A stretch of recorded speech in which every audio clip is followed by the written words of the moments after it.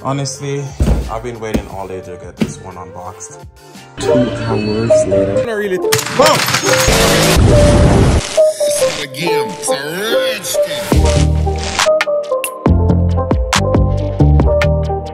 So as you guys saw from the thumbnail, yes, it's a digital cluster for the E90, but it's not the typical digital cluster you'll see, like the one from ID4.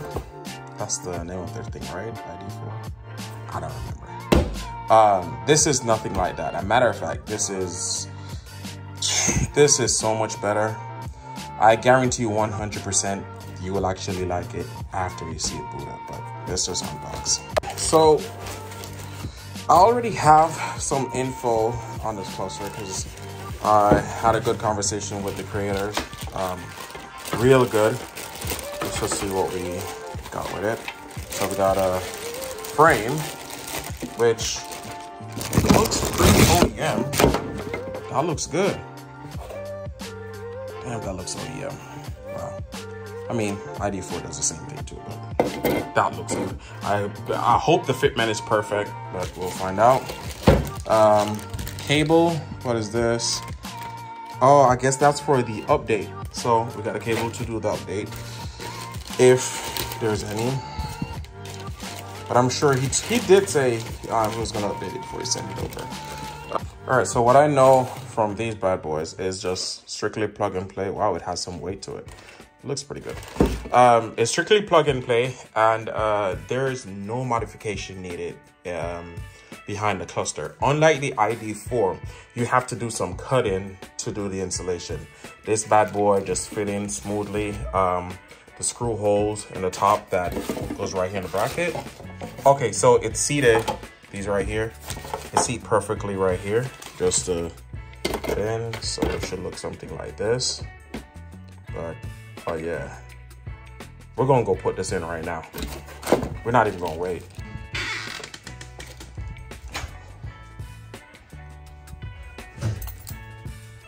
Okay, so before you do anything, drop your key in, switch it to accessory, and take a picture of your miles. You're going to need that information.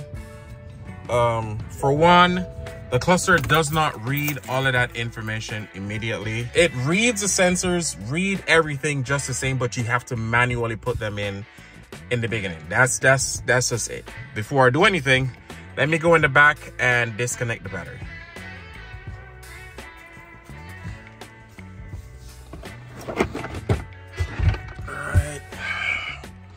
We just need to remove this bad boy down from the grounds. That's all. We don't need to remove anything up here.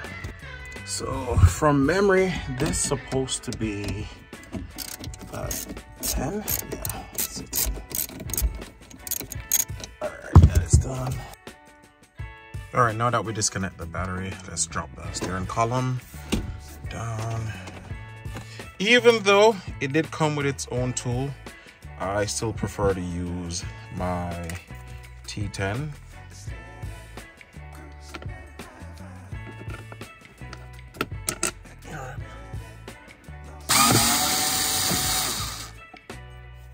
Works. So neat and compact. Just fit right in that tight space. Yeah, I love power tools. All right, now that we got that out the way, let's take out the cluster. I like using my flats. Pull from the top and pull forward gently.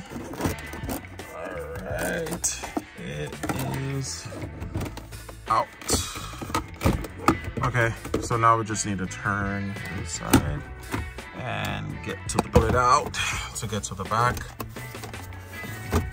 All right, and as you know, BMW clips is pushed down here and slide the handle forward. Okay, there we go. Out. All right, so with the ID4, you have to cut into this for the ID4 to fit flush. But hey, we're not running that. As I said, we're running something better. Now, for the update cable, what we're gonna do is run it to the side all the way down here and have access to it right here. So let's pop this out, and I mean, you already know how to do that, so I'll just skip out that part. All right, run this in. Pop on through the side right here. There you go with the USB. What I love with these bad boys, it's open source. So you can change anything. You could program it, code it anyway. You can add anything just to make it better, just to tweak it to make it better for you. They already send them out fully updated, as I know, because he already told me it's fully updated. There's nothing I need to add to it. But ID4, their stuff is fully locked. Any new themes you need, upgrades, so forth, you have to reach out to them. You have to pay for it for them to send you that update or themes and so forth. It's not open source, so I prefer open source on honestly anything. But now that we got that out of the way, let's drop in the cluster. All right, now we'll plug this in. All right, now that's plugged in. Let's get this up in here. Slide for the back, twist, get it in there. Shift this out of the way. We need this cable out of the way right here. All right, and it's supposed to sit forward and fit right here. So once the screw holes are matched up, you're good. There, once it clips, should looks like that. Clips right into space. Supposed to be a nice tight fit, and you just push it in. There you go. Look at that. Fits perfect. Looks so OEM. Now all I need to do is tighten it up. You already know that process. So I need to tuck back this wire in here and close this area off. Yeah, I'm in position.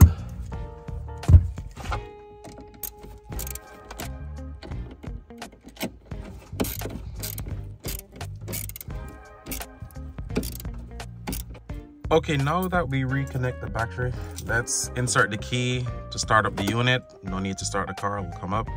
Yo, that is fast. Hands down, that is pretty quick. We're running right now, I think this is the G20 Comfort. Yes, I believe this is the G20 Comfort. Anyway, first thing is first, let's go through the settings and give you all the necessary information that you need. So to switch from each options here at the top to go in the settings, you need to do it from your stock right here, which would be your BC button. So you tap to move, as you can see right here. Settings, now you hold. Now we're in themes. I guess we'll go through that first. Hold again to go in themes. At the top we have sport, so let's select that. How it looks. Okay, that would be the sport. Okay, that's pretty cool. The sport within the G20s will be the 340 M340. That's nice. We were already here. Comfort. Let's go to the next one. Oh, that would be the cluster in the i8. All the new iDrive cars. Trust me, even though you're seeing this glare right here on the side, I'm telling you, that's just on camera. With your naked eye, there's none. It's a matte finish. It's not a gloss, so it doesn't, there's no glare. I promise you there's no glare. None whatsoever. As a matter of fact, let me just wind this one up. There's no glare though. All right, let's go to Sport Plus. Ooh. That right there is for the G80. That's pretty cool. Oh, wow. Yeah, I need fuel. I haven't really driven this car in so long, but I'm gonna go to the gas station and get some fuel. That's pretty good. I like that. Let's leave that for now. Return. Okay. Time and date. Set up your time and date. Today's the 14th. Is today the 14th? Yes.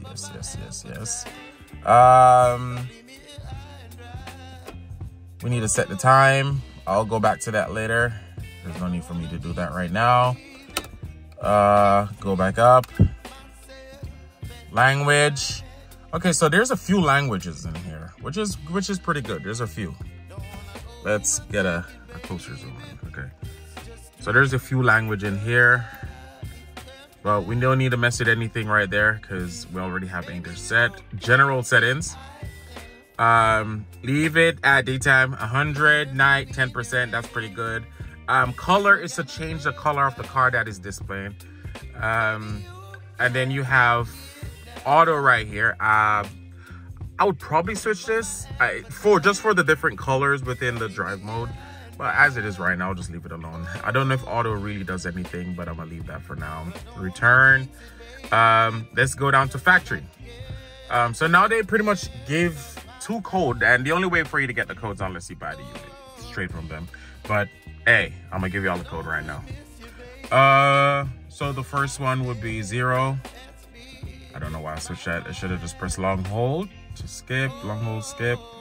So it would be 1, 6, 8.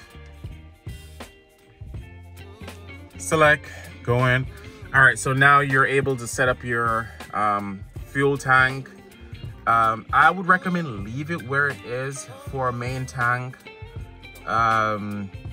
If it's already reading properly, there's no need for you to change it if it's already reading properly. But just watch it. You might have to tweak it. You could always reach out to Carlight Mall, and they probably tell you what works best for your vehicle, because they do offer this for other cars. It's just the first they've really offered it for E90s, which is pretty cool. Let's go down here. All right, so for you to change the car that is displaying on the front, you don't have E90 right now, but make sure to change the E. That's for E90 pretty much. We don't have a hybrid, oil scale. That's this right here at the bottom. I guess I'll just leave that alone, even though I can get that from over here. Return, and let's go back in here to factory again. 1, 6, and this time it will be 9. Okay, select, and now we have more menu, more options to mess around with. All right, so everything you see right here, I'm sure you could switch them on. I think yours will be disabled, but switch on these bad boys. You'll definitely need them. I still don't know I don't know what that is. Intelligent idle, I really don't know what that is. I'm leaving that alone. From metric, switch it from metric to imperial for you to get miles instead of kilometers. Clock and 24-hour disable. I like 12 hours. I just need to set it properly. Outdoor temps, it's displaying right there. And if it's at Celsius, you need to come down here and change it to Fahrenheit. If you're in the States, if you're in another country, you know what you need to put it at already.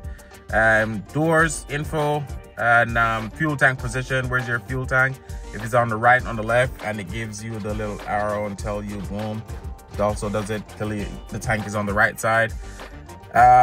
Reverse, sound. I never messed with that before. Don't think I need to, because that's not necessary. Let's hit return.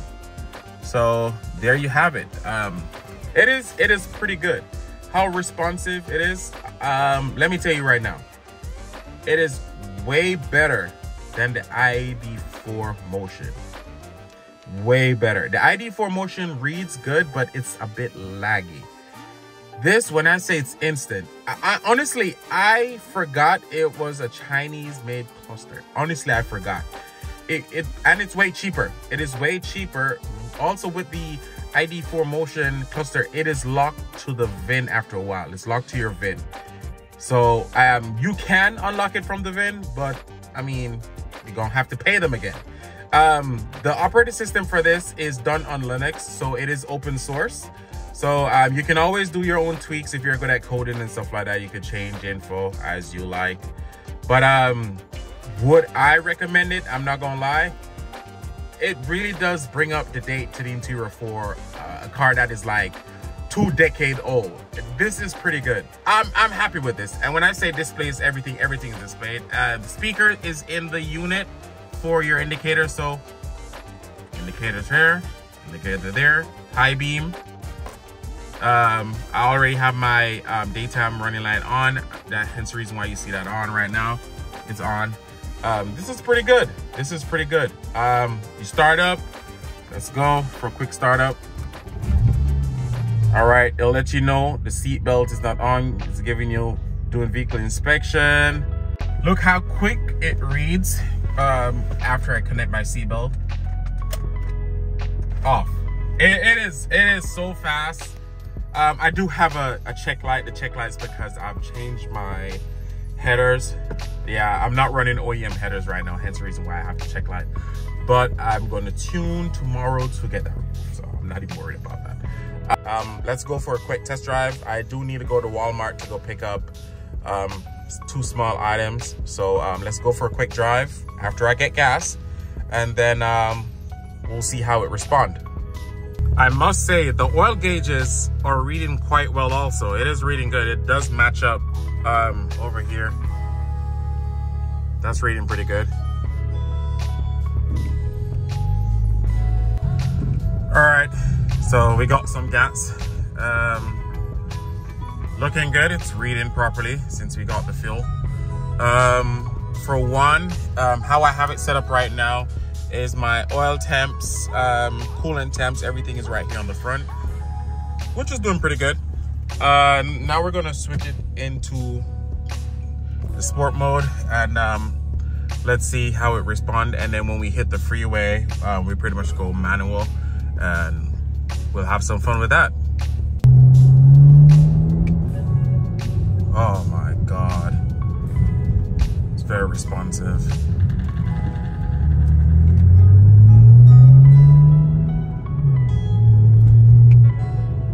Very responsive.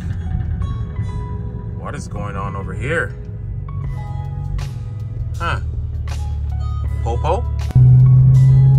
All right, let's switch to manual and let's see how it runs. All right, now we're in manual. I've been running it for a while in manual. It actually runs pretty good. Let me switch off the air.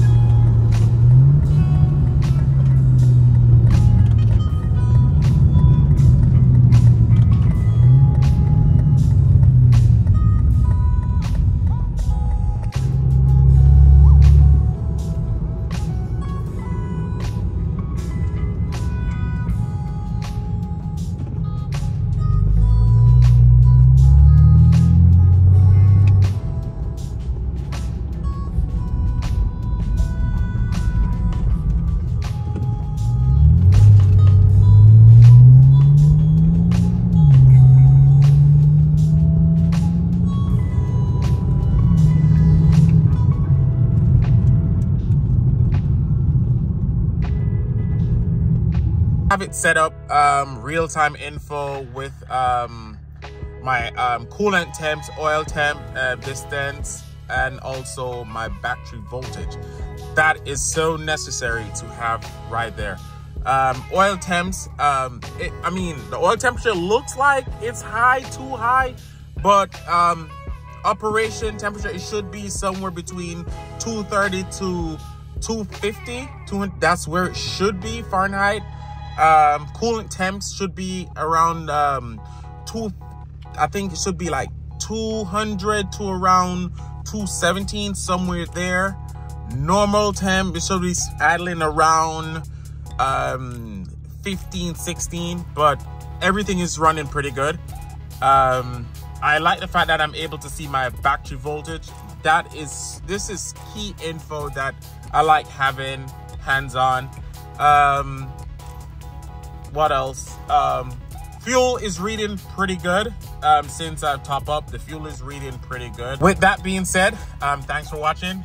Remember to like and subscribe. I hope this was informative. I hope I pretty much gave you everything you need to know for you to feel comfortable to buy this cluster. I will drop all the links in the description below so you can pick up yours. It is quite cheap. It is cheaper than the ID4 Motion, that's for sure. And I mean, it's way better. This is actually better. It responds way better. I can't complain. I cannot complain. Thanks for watching, and I hope to catch y'all in the next one.